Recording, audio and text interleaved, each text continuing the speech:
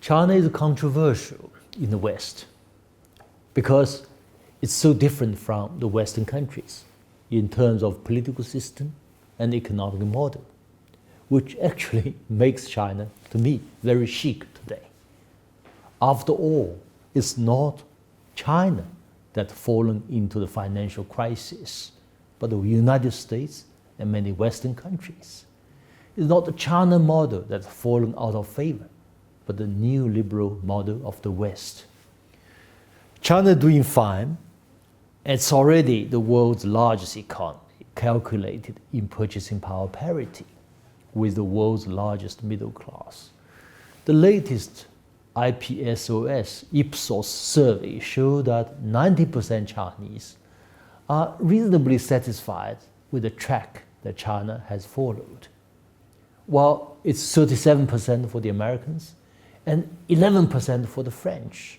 Of course, China has its share of the problems, but its overall success is beyond doubt, and we are very proud of it. So the question is how China has made it. The answer is actually simple. 2 words, China model. What exactly it is, I will try to identify 4 features of this model for you here. First, its guiding philosophy is called seeking truth from facts, not from dogmas, whether from East or West.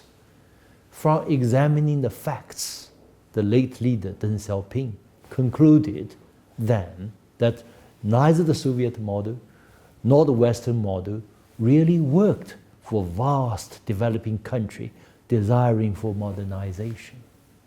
Hence, Beijing decided to explore its own way of development, appropriate to China's own national conditions.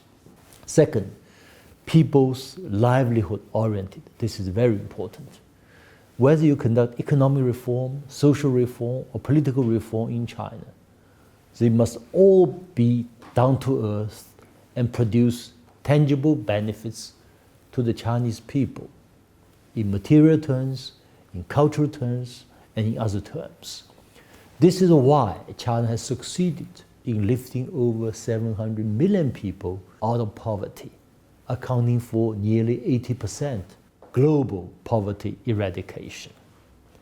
This fact alone has changed China forever, and I think has changed the world forever.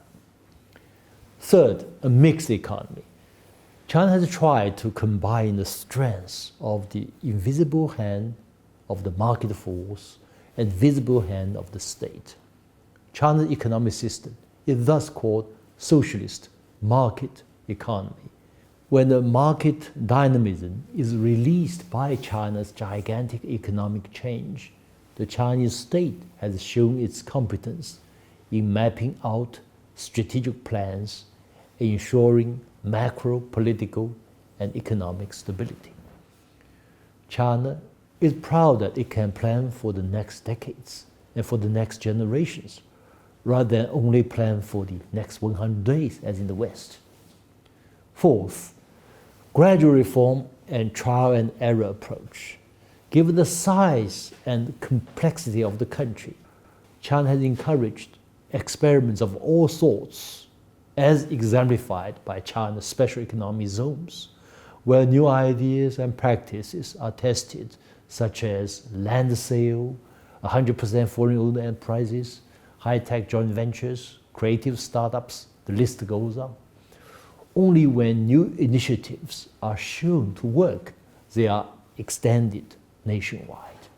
In retrospect, thanks to this model, China has rejected both what I call democracy fundamentalism and the market fundamentalism, both advocated strongly by the West for so many years in the world.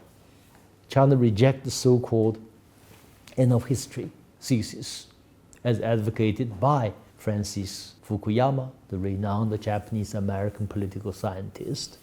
China has thus avoided many pitfalls, such as the financial crisis of 2008 and Soviet-style breakups, and the country has achieved its dramatic rise as we see today.